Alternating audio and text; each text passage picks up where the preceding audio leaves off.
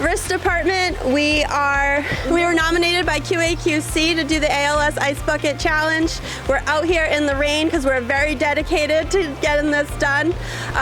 We are challenging marketing, and if anybody is wondering why their compliance items are missing, this is why. 1,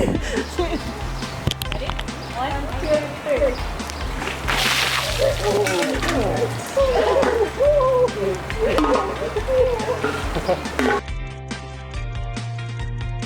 Hi, this is Dan from Callahan's Risk Department. As you probably all know, we were nominated for the Ice Bucket Challenge for ALS by QAQC. Thank you, Will. I'll make you pay for this. Being stuck in Connecticut today, I've enlisted the help of my 2 boys. So here we go. Ready, boys? 1, 2, 3.